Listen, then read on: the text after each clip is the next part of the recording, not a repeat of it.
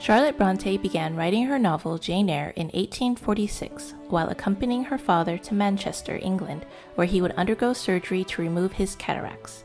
While her father convalesced, she wrote, and in 1847 she published her novel to almost immediate popular and critical acclaim. Jane Eyre is an enduring work of fiction that has thrilled and touched the hearts of readers for more than 170 years. It is also my favorite book, and in this limited podcast series, my husband and I are rereading the novel together, celebrating and examining the story from a fan perspective. This is a podcast that will have fun reading and talking about Jane's story, with some literary context and background history sprinkled in. I'm Charlene. And I'm Mike. And this is Jane Eyre Files.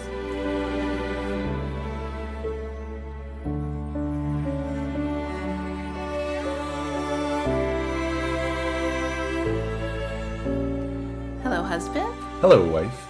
First, I wanted to say that I'm really appreciative that you're doing this podcast with me. I think it's any husband who's going to do a podcast about her favorite book. Sure. As always, I also appreciate you reading it in the first place. But I thought we would start this off by saying briefly who we are, why are we doing this? We are doing this for fun, but also I feel like this will be a great conversation for us to have. When you read the book, I think, 3 years ago or more than that. 5 years ago. Yeah. You kind of read it on your own. I wasn't there. We would talk about it later, but this will be a nice, in-depth conversation. I get to get all your thoughts on Jane Eyre, which I read when I was 15. But first, I'd like to say that I am a fan of Jane Eyre, but I never studied it in school, unfortunately. I don't think you ever studied it in school? No. And if it was assigned to us, I probably wouldn't have read it. Well, I'm glad that I made you read it then. Yeah, and it's nice that we have this. We're going to get into it over the course of 30 some odd episodes when we do this chapter by chapter, but there's a lot of connections with this book, and we've continued it on through our relationship. Whether it be the inscriptions on the inside of our wedding rings, or the way that I proposed to you was a quote from this book. But I like that we have it, and I should tell the listeners that right after Charlene and I met, she did go to England on a trip by herself and bought a copy of Jane Eyre at the Bronte parsonage and had it stamped, and that's my copy. And I have my own personalized copy, so I do appreciate that. Yeah, I bought you a copy just as a subtle nudge to read the book. And it worked. Yes.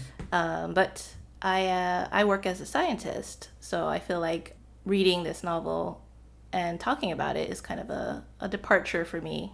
It's not this podcast isn't going to be like a academic reading. I'm a straight fan. I am obsessed with this book. Yeah. And I just think it'll be fun to talk about it. Sure, yeah. And like you said, you work as a scientist. I work in the film industry, so I kind of related to how entertainment and storytelling, I spent many years working at 20th Century Fox, which produced one of the Jane Eyre adaptations, the Orson Welles version directed by Robert Stevenson. And so, I didn't get to work on that very much, but it was in our catalog, and so I saw it. But, and it's funny that not only did you buy me a copy of Jane Eyre in England, but right after we met, I went on a trip to, I believe it was Raleigh, North Carolina, and I bought a copy of Jane Eyre at a bookstore in the Raleigh airport, and it was to add to your collection of Jane Eyre's. I collect different editions, and my husband helps contribute. Yeah. Well, like I said, and I'm proud of you as well, because I know it's a big plunge, and I host or co-host 2 other podcasts, so I'm kind of getting the hang of it as well, and I know this is a big thing for you. So I want to ask you, what inspired you? What was the inspiration for this podcast?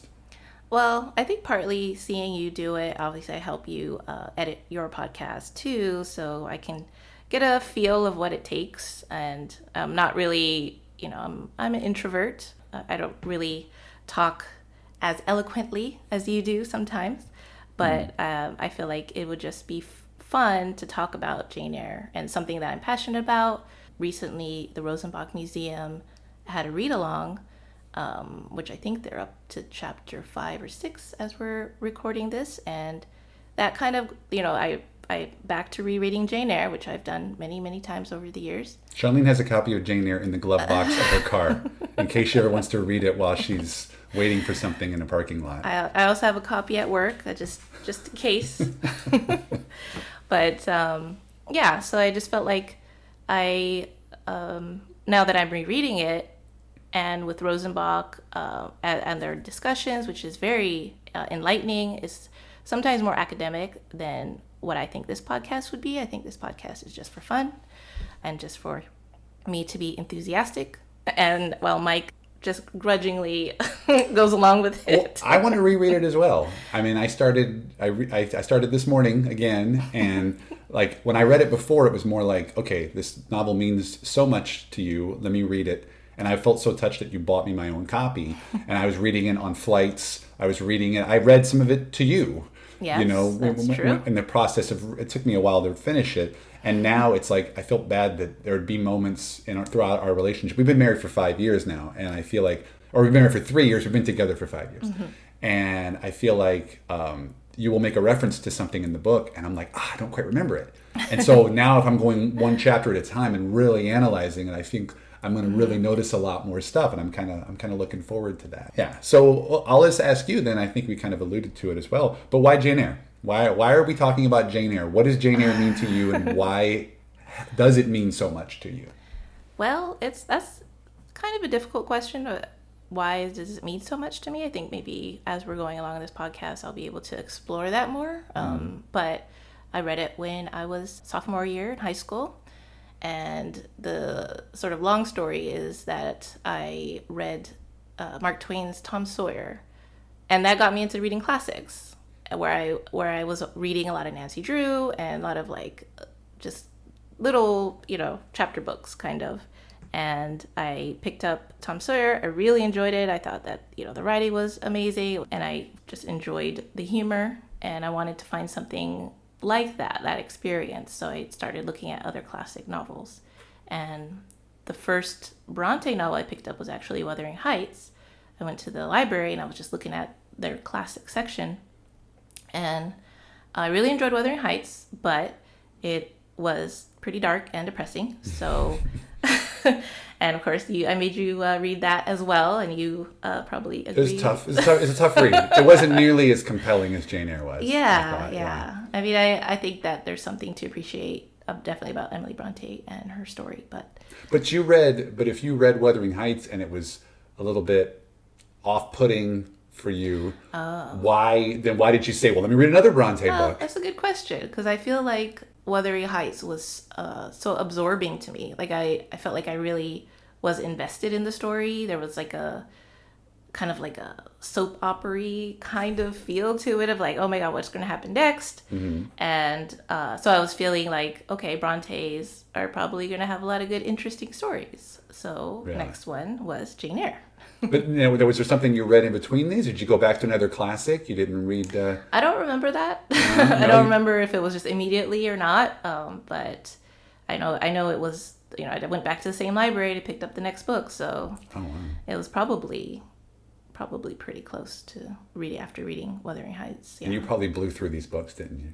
Because I know how quickly you can read. I know how much you enjoy reading, how you find the time in every day to read. So I can imagine the quiet, shy high school student was probably just whipping through chapters after school. Yeah, I think that's also part of the appeal at that time when I was in my formative years, where Jane's story was just so compelling because she was also an introvert. She wanted to do more than she could do right now, and obviously high school students feel that a lot, probably, that sort of repression, or you feel like you can't do stuff.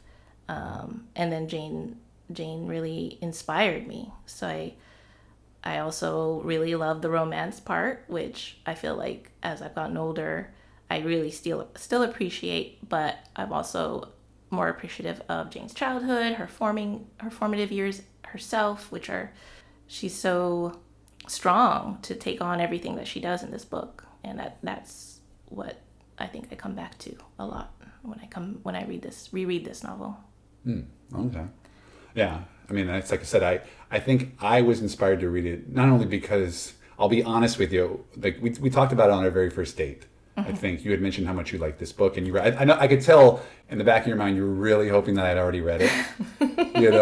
And That would have been a shock, though. I wouldn't have expected it. Who knows? Maybe it had been a school assignment. I don't know if this is. I don't think this is in school curriculums, is it? It wasn't for us. Yeah. I think the only thing when I was in high school, the closest thing would have been Scarlet Letter, which was something was assigned to us in English, which I did not finish reading.